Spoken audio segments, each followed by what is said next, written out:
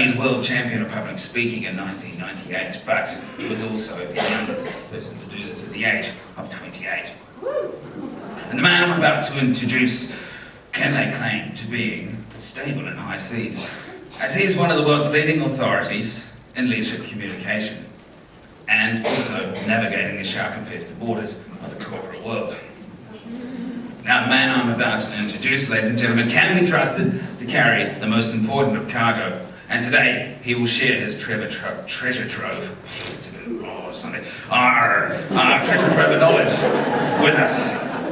And I can assure you, ladies and gentlemen, that the man I'm about to bring up on stage this morning has barnacles all over his bottom.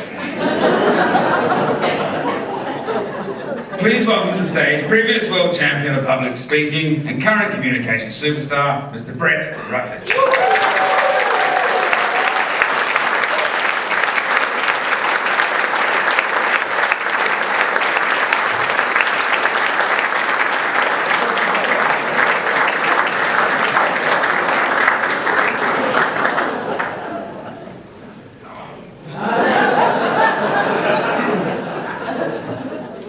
And give Ross a round of applause. He's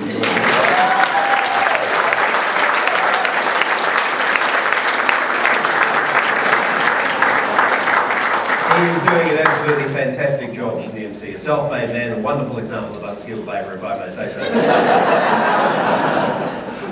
It's funny, it's a big night last night, wasn't it? I've woken up with a very deep, husky voice this morning. I can do Barry White this morning. You love baby. Which of course is an absolute waste of time at 8:30 in the morning, isn't it? I could have done that with about midnight last night. That would have been much more helpful. It's interesting when you reflect on it's 12 years now since I won the World Championship. 12 years, and so much changes in that time. I now have a family. I've got 2 young children, a 2.5-year-old and an 11-month-old. It's a very short gap, isn't it? Yeah. My wife can't actually remember having sex for the second one. Which means that I am the father.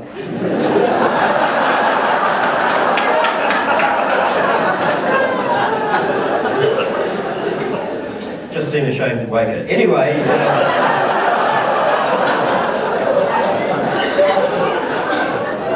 it's interesting when you have children, you start reflecting on your own experience, don't you? You look back to your own childhood when you were a child.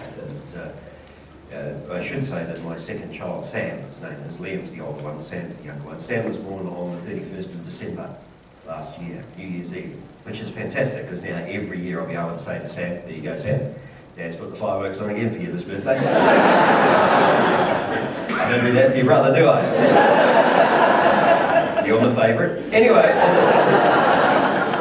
you reflect on your own childhood. And when I think back to where everything started, for me, I was the kind of kid your parents told you not to play with. Some of you may remember me.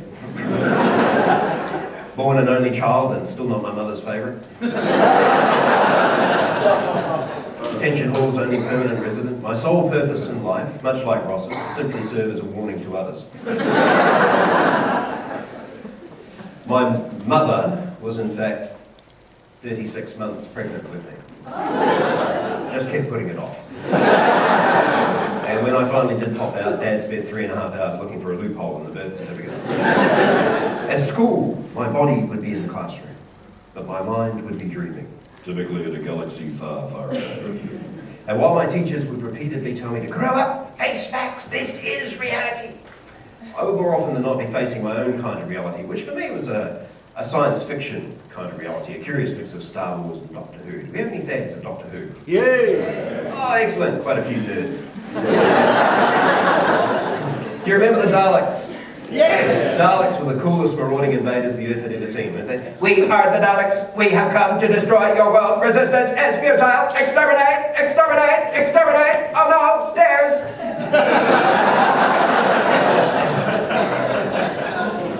You're a bit too young for that one, love. You ask some of these old coots around you. I'll explain that one to you. 24781, what are you doing? I am impregnating this earth, darling. You fool, that is a trash can. Exterminate. Very, very scary when you consider they're only armed with an egg whisk and a plunger. See, See, as a small boy, my imagination would take me to the most fantastic places, and from them I bring back all of these amazing ideas. And I can still remember the pride my father felt when at only 80 years of age, with one of my amazing ideas, I managed to raise over $500 through a garage sale. I can also remember his panic when he went out to get his car and couldn't find it. It was about then that Dad started being a lot tougher on me. Swimming lessons, particularly tough. He used to take me down and chuck me off the deep end of the pier. Swimming back to shore wasn't too bad, but getting out of the bag first was extremely By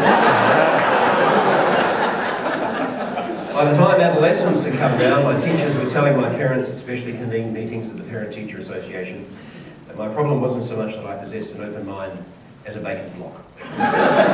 He'll have to face facts if he's ever to reach his true potential, they would say. Some of the older, slightly nastier teachers.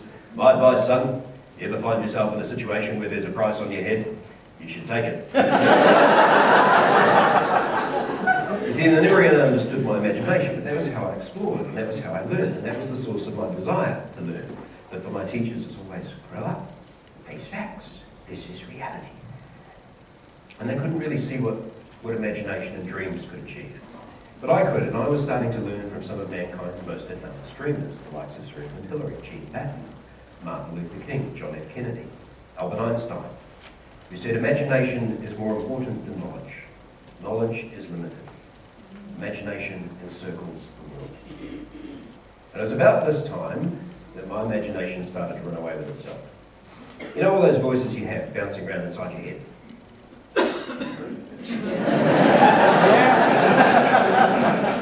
There's one lone bloke going,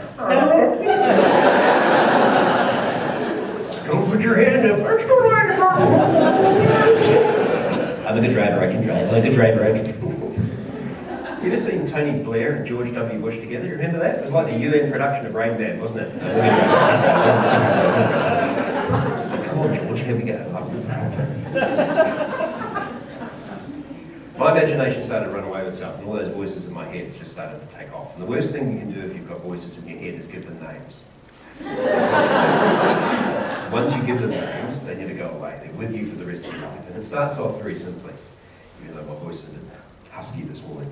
It starts off with children's stuff, kids' TV programs and cartoons and family TV shows. Things like, hey, oh, Kermit the Frog, it's the Muppet Show, the first one's gonna follow you, yay! Oh, Kermit, oh my God, it's Piggy, what candy? I've told you before, I don't care, I don't like you, now go away. Oh, come on, man, come on, sure, come on, fine, I'm not going to talk about this thing, oh, that's what the nearest stores in the morning for breakfast, I'm making waffles. Shaggy, like there's a ghost right behind you, Scoob. Oh, Harry Potter must get back to Hogwarts, there is great danger there. Yes, strong with the force you are. Always be nice to them if they be nice to us. Yes, yes, my precious. It's very simple stuff.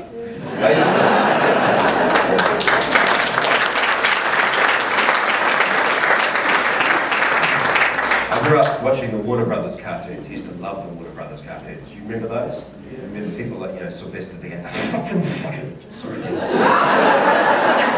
No, seriously, that'll wipe right off. Don't give it a second thought. The Foghorn Leghorn, arche, boy, that kind of thing, and Yosemite Sam, H-Wedge, that sort of thing. Elmer Fudd, do you remember Elmer Fudd? Yes, a number of you are modelling yourselves on Elmer Fudd. In your dotage. Hello, Dennis.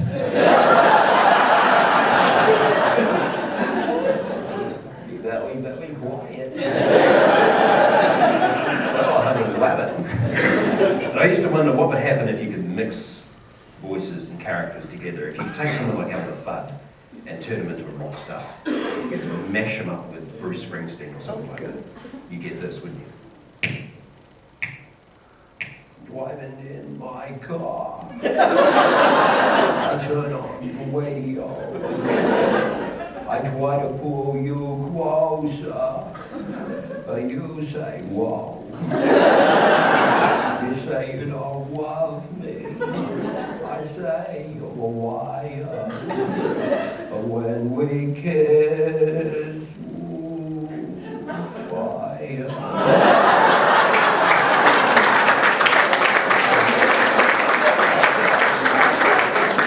So my teachers really didn't think that I'd amount to much, and by and large they were proved largely correct. But as Ross said, and as everyone here knows, 1998 I won the World Championship of Public Speaking. Now you guys all know how the World Championship of Public Speaking works, don't you? Back in my day when I was doing it, it wasn't too dissimilar in terms of the time frame. It still takes, let's face it, the best part of a year to compete from start to finish. The beginning of the year, depending on the year, roughly anywhere between 15 and 30,000 people enter from around the world. It's an English-speaking competition, of course. We've got a taped competition for the non-English speakers, which must be an absolute nightmare to judge. Imagine trying to work your way through that. And you progress through all the different levels until finally, in my case, back in the old way of doing it, you got to the point where you represented your country or your region, and you then travelled to the US and you competed in a rest of the world final. And if you won that rest of the world final, then 3 days later, and some of you were there, you then front up to the world final, which is you representing the rest of the world versus 8 Americans.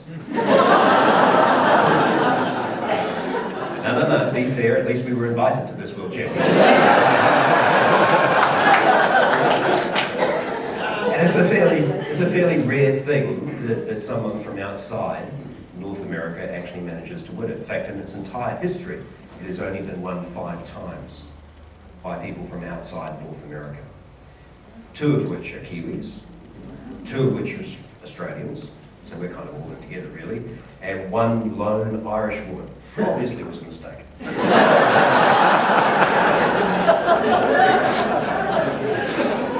And then the really bizarre thing is that 1 Australian, 1 representing Australia, and 1 Kiwi, me, 1 representing New Zealand. And then we had a Kiwi representing Australia win it last year, whose name escapes me at the moment. Is it? Mark, that's right. Mark Hunter. Mark Hunter. I've met Mark. Mark's in a wheelchair, and that's not really fair, is it? You know, you can't go into speaking contests already disabled and getting the sympathy vote. I didn't have any of those sorts of advantages. So Mark won representing Queensland, and that's where he lives, and he's a lovely man. I've had the opportunity to meet him. And then, of course, we had our own David Nottage, who's actually in Australia, from South Australia, who won representing for us. So it's all worked out quite nicely. We can claim 2 each, no matter how you look at it. So, the interesting thing about competing in the World Championships is that, first of all, it's a grueling process, and some of you have gone through it or gone through various stages of it. It's a difficult process to work your way through. Most people, when they arrive at that World Championship, their best speech is behind them. Because most of us have 1 really fantastic speech in us, and the hard bit is coming up with 2 more that get you beyond that, because you've got to change it. You can't use the same one all the way through. So most people go to that World Championship and their best speech is behind them. And there they are in the United States. And the United States, as you know, is the mecca of public speaking. The United States is the public speakers, what South Auckland is the car thieves. Anyone from South Auckland? Those of you sitting next to those people, just check. Can't be too shy. And the profile that Toastmasters has in the United States is remarkable, really. We don't realise it. We're very much under the radar here in Australia and in New Zealand. And I live in Australia now. I live in Melbourne. Who's been to Melbourne? Yeah, it's a fantastic city. It really is.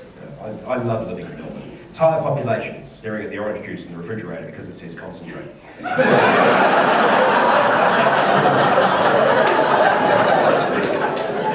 I'm one of the smartest people. I'm an idiot here. So it has a remarkably high profile. Bill Clinton, the former president of the United States, is himself a former Toastmaster. Did you know that? He set up a Toastmasters club in the governor's office when he was the governor of Arkansas back in the 80s. Presumably he wanted the staff to have better oral skills, I think. Anyway.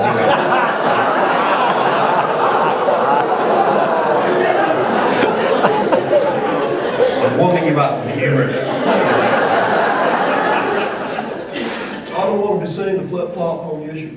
It's been a very difficult last couple of years for me, and I've spent many a sleepless night on the couch in the Oval Office, contemplating my sins.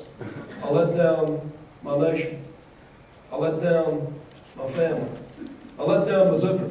And I want you to know that I know what I did was wrong. I know now that sex is not the answer.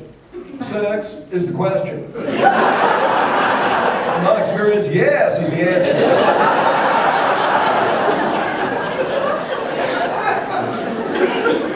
You often wonder, don't you, how much more effective President of the United States Ronald Reagan might have been if he'd had the opportunity to go through some public speaking training, like Bill did, like I did, like all of you are doing. Do you remember Ron? Those of you who are old enough, he'd come out to his press conferences at the height of his powers before the assassination attempt, the early 80s. Every press conference would be the same. He'd come out and do this.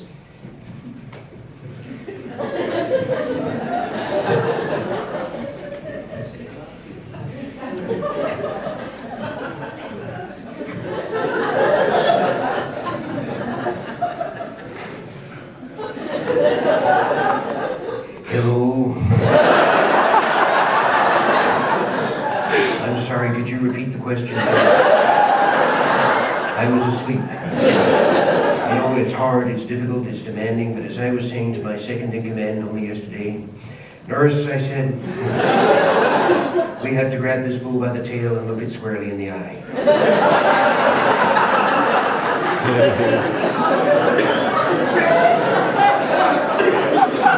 So you might be wondering, having gone through all of that process, and you're all familiar with it, what does it mean to be the world champion in public speaking?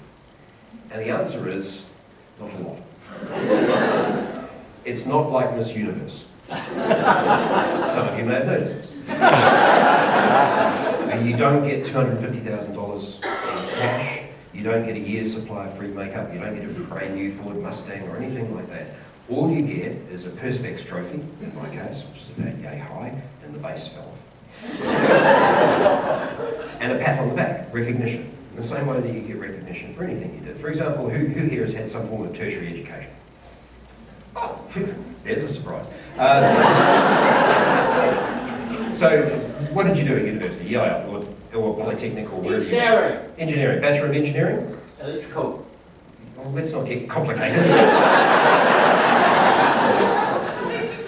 That's why we don't have interaction very often, isn't it?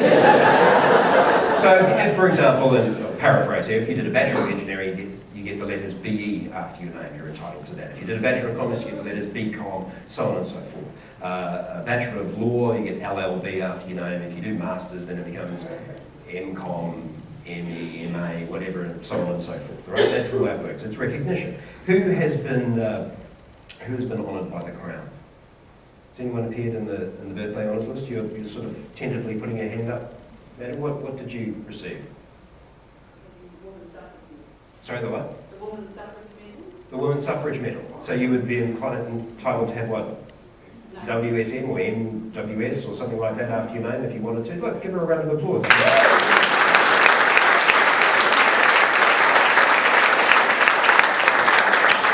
I'm doing everything I can at the moment to make sure that my wife qualifies for the Women's Suffrage Medal. Just doing my bit to help out. Has anyone else been honoured by the Crown? Any knighthoods in the room? So, Dennis? Still waiting? Yeah. Pack a lunch, won't you? So, for example, if under the old system, if you're a member of the British Empire, you got the letters MBE after your name. Under the new system, it's the Order of New Zealand, I think, so you get ONZ or NZO. I can't quite remember which way around it goes. The knighthoods, it used to be a KBE, I think, or a KBMGP Marwick. I think they're largely interchangeable. That's it. You see, it's recognition in the same way that I get recognition. So, as the world champion of public speaking, I'm entitled to the letters WC after my name.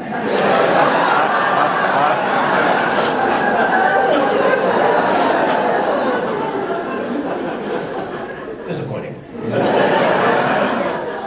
But the one thing that you do get to do as a world champion is you get to meet other world champions and world record holders. It's kind of like a club. And we run into each other. And whenever you run into each other, you just automatically swap notes. And I don't mean world champions of public speaking, I mean much, much broader than that. People like Ian Thorpe, Kieran Perkins, I'm lucky now to have met Stephen Bradbury, the Olympic gold medalist in speed skating, for example. The guy, everyone else fell over and he skated through. Yes, but you should see the story behind that, getting to the fight. Things like that. So you meet these guys and you get the chance to sit down and you swap notes. And you discover there are certain things that you have in common. 4 things, in fact. 3 of which pretty much everyone in this room already has. And one that might surprise you a little bit. And the first one is that you have to want to do it. And I know that sounds a bit stupid, doesn't it? Obviously. But there are a lot of people who sit in jobs and vocations that they hate and expect to do one. And it doesn't work that way. You have to want to do it. Muhammad Ali, perhaps one of the greatest boxing champions the world has ever seen, probably put it better than anyone. He said, champions are not made in the gym. They are made from something deep within them. A dream, a desire, a vision. And it's amazing how powerful that can be when you see it in action. But it's not enough on its own. Just on its own, it really doesn't get you anywhere. You often hear about people talking about visualization and things like that. And these are all nice techniques to have, but they're not going to get you anywhere on their own. Prince Charles, for example, believes that if you talk to plants, that helps them grow. It may be true. I have no idea. I honestly don't know whether or not talking to plants helps them grow or not. What I do know is that regardless of whether or not you talk to your plants, if you don't water them, they die. No, honestly, come on. Keep growing. It's okay. Don't need the water. Well known, of course, in Britain, around the world, for my stance against genetic engineering, which is quite ironic, really, considering I'm Britain's best example.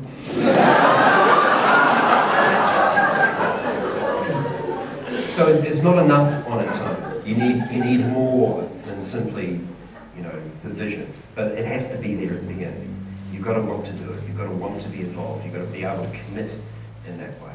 The second thing that you find these guys have in common, though, is high expectations. They expect it to be a tough road to hoe. Because it's not enough simply to have high expectations in terms of outcomes. That's easy. Anyone can set goals. That's not difficult.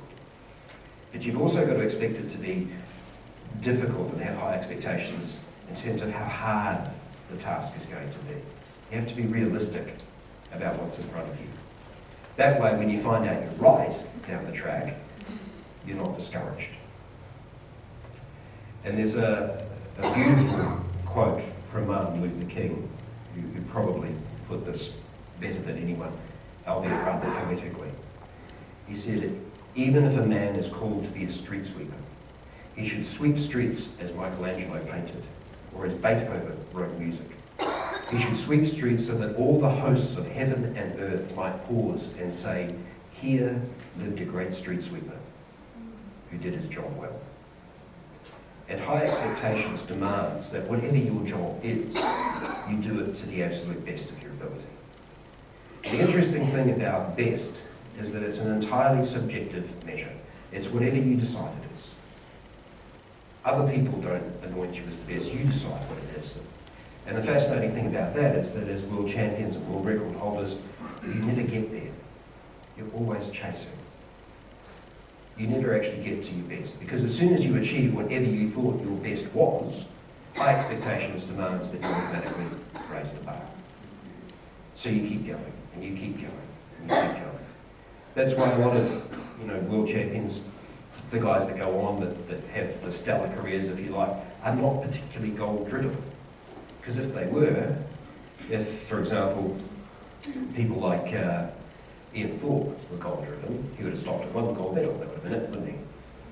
There has to be something deeper driving him to keep him coming back, to keep him trying to improve again and again and again. And they make some pretty tough decisions in order to do that. Ian Thorpe, before he went to his final Olympics, dumped his coach of God knows how many years.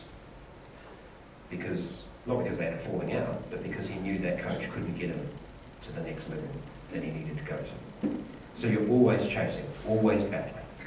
Now sometimes those two things thrown together, that vision if you like and those high expectations, can look like they're enough on their own. And a great example of this happened in the early 60s, 1961 I think, when John F. Kennedy uttered the immortal words, "We choose to go to the moon. We choose to go to the moon, not because it is easy. We choose to go to the moon because it is difficult." Anyone have any idea where NASA's space program was up to at that point? Yeah. Where? Zero. Yeah, they didn't have a rocket capable of reaching orbit. That's how far behind the eight ball they were. Never mind the moon, they couldn't even make it into space. Couldn't get through the atmosphere. The Russians had just done it, but the Americans at that point had nothing. And yet, in the space of 8 short years, they put 2 men on the moon and returned them safely to the Earth. If you think about it, it was a bit of a bonus. It wasn't in the original plan. He didn't say, we choose to go to the moon and come back. Original plan, leave them there, wave the flag a bit, keep the conspiracy theorists happy. Absolutely incredible what they did when you consider what happened to Apollo 1. What happened to Apollo 1? Does anyone remember? Yeah, it blew up. Yeah, fire on the launch pad, and they lost 3 astronauts. First time they had ever lost astronauts in the space program. Never happened before. They'd lost them on the weekends, joyriding for the Air Force, that kind of thing, but never in the space program itself. You couldn't have had a worse start, could you? And yet, 8 years later, 2 men on the moon and returned them safely to Earth.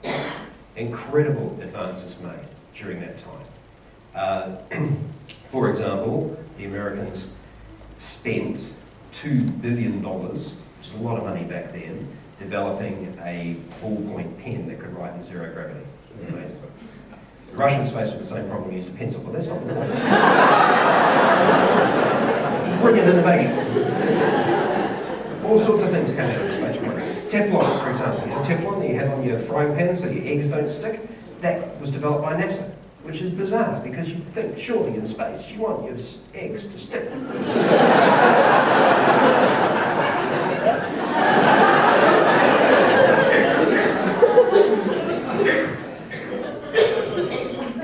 Just have the bacon. All sorts of innovations came out of the space program like that. And a combination of those high expectations. The amount of computing technology that sat in Apollo 11, which went to the moon, is exceeded, something, Alan, you'll know this because you're into this techie kind of stuff. Yeah, it's a pocket calculator. That's what they're figuring out how to get the moon. and you've got a pocket calculator. You know how many times you bugger up a single coin. No, that's not right, is it? Is that the moon? Can we hook around and go back? No. Anyone been to Venus? Incredible the way they develop. But that, again, those two things, it appears as if that's enough on the surface, but in actual fact it's not, is it? Because there's a third factor involved. And it's indicated by the amount that they had to go to with Apollo 1, having that fire on the launch pad and so on, perseverance, sticking at it, keeping going. And the whole world is telling you that it can't be done, that you're wrong, that you're stupid, that you're silly. And there's lots and lots of examples of that occurring around the world, everywhere you look. People persevering. You always hear these stories about the guys who refused to give up, and it was the next time round that they actually made it. David Nottage, who won 2 years before I did, representing New Zealand, he spent 16 years on and off competing for the World Championship. That's amazing to me. That achievement to me exceeds mine, eclipses mine, manyfold. Because that's the kind of determination and perseverance that's involved. I was a genius, pretty much entered it twice, that was it. But David, obviously a bit slower.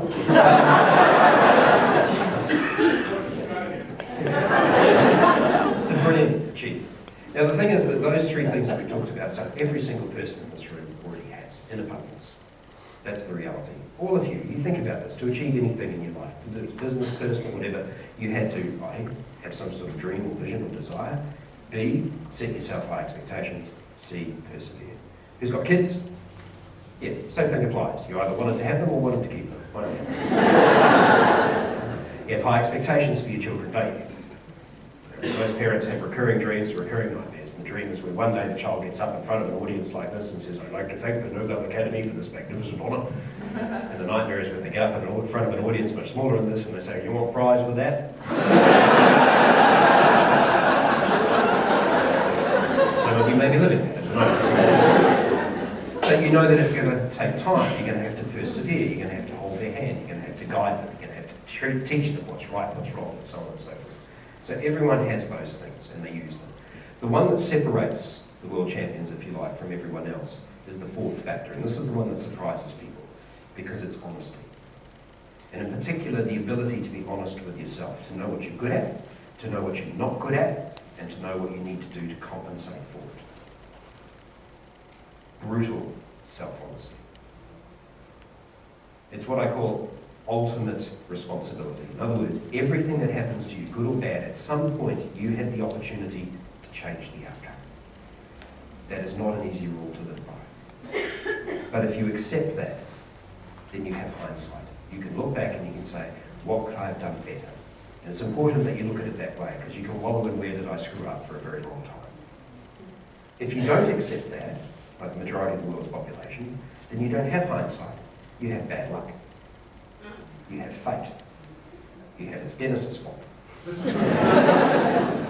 And that's what we do. We blame other people. The guys who are the world champions, they recognise there's a part that they play in every situation. Remember when Ian Thorpe fell in the pool? Right? The entire country in Australia was clamouring, saying, you've got to change the rules, he must compete, he must defend his world championship, he must defend his Olympic title. Everyone's saying that except Ian Thorpe. Because he said, no, my fault. I knew the rules, I fell in the pool, that's the way it is. Brutal self-honesty. Never fell in the pool again, by the way.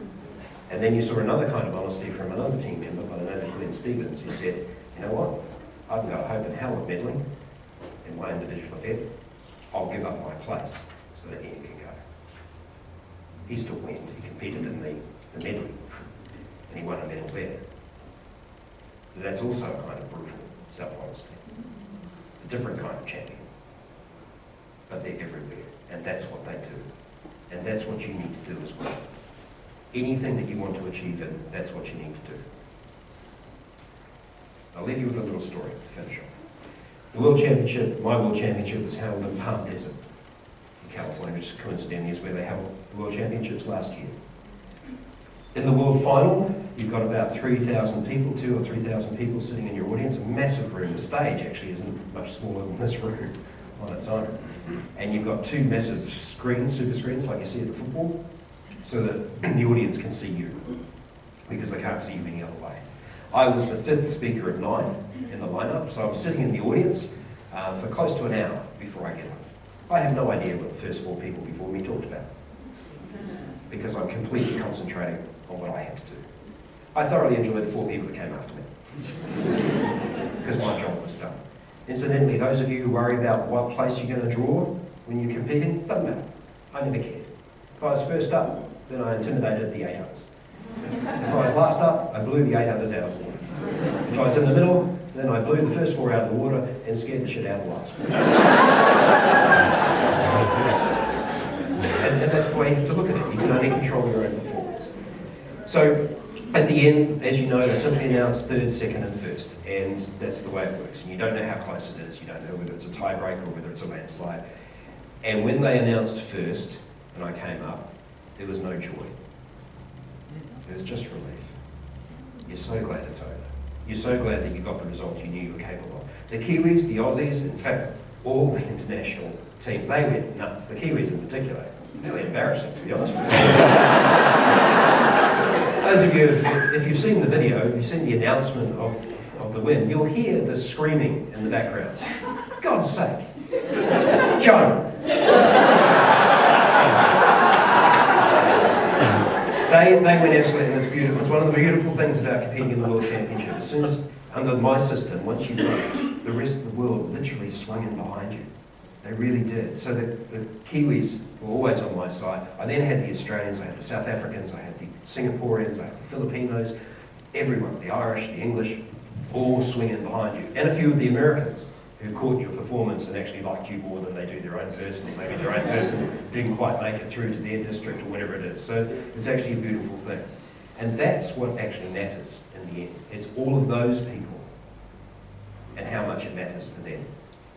That's where the joy comes from. And for me, it came that night at the gala dinner. By this time, I was ready to bask in my glory. I was going around, I was kissing babies, shaking hands, full political mode, I didn't care. And had an Australian woman come up to me, and in my speech in the World Final, I'd spoken about imagination. And I spoke about a little boy who daydreamed out the window and was always told that he was never going to amount to anything. And I used a little bit of Darth Vader, because he had an active imagination and so on. And I used that quote by Albert Einstein that we mentioned earlier. I had an Australian woman come up to me and she said, I just wanted to say how much I enjoyed your speech. And I said, thank you. Thinking, so did I. I won. But common sense prevailed and I kept those thoughts to myself. She said, it really meant a lot to me because 6 weeks ago, my son committed suicide. And that was the way he thought. She said, I don't know why, but for some reason it's helped. And I just wanted to say thank you. And I gave her a hug and I said thank you. I could have lost that world championship 200 times over. If that woman had come up to me and said those words, everything would have been as it should be. To make a difference. And to have lived. Imagine that. Because that's what these things are about. If you can take the expectations, the desire, the perseverance, the honesty, if you can combine those, then you have an opportunity to make a difference. And if you can make a difference, you've lived. And it never stops. You enjoy in Toastmasters this wave of support everywhere you go. And a few of us are fortunate enough, every now and again, to be able to get up on the wave and ride it for a bit, like I do. But it's being part of the wave that is actually the most rewarding. And it never stops. Last year I gave a presentation in Queensland. And I told this story, as I often do. And I had a gentleman come up to me afterwards, with tears in his eyes. He said, I think you're talking about my boy, Nick. That was a step up. So in a way, Nick gets to live a little bit longer through me. And I get to live through all of you. And for that I thank you. And I'll leave you with a little poem that might offer some degree of inspiration along the way. When we come to the end of all the light we've ever known and take our first tentative steps into the darkness of the unknown, we must believe one of two things. Either that there will be solid ground upon which we can stand, or that we will be taught to fly. I thank you for your very kind attention. I wish each and every one of you a wonderful flight.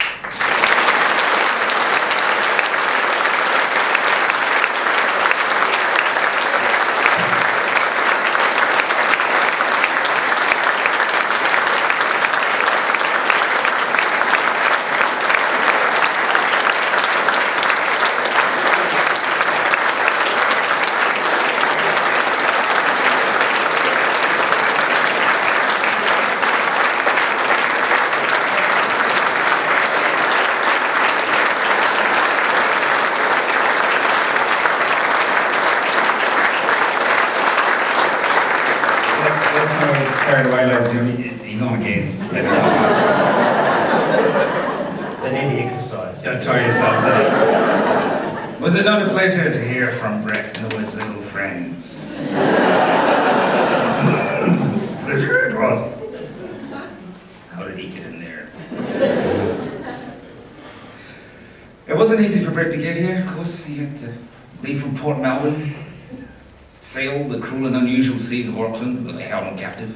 It wasn't until he negotiated a treaty with the Pygmy tribes of the King Country till he was able to get through and be with us today. So for that, we say thank you.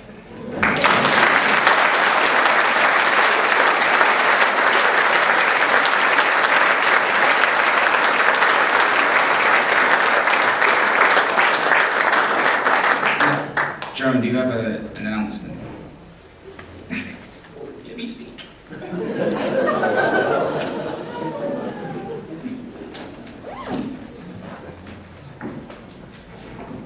Thank you very much. Ladies and gentlemen, I have a special announcement for you all. It's a special offer. If you want to come to Auckland next May for the 2011 conference, convention,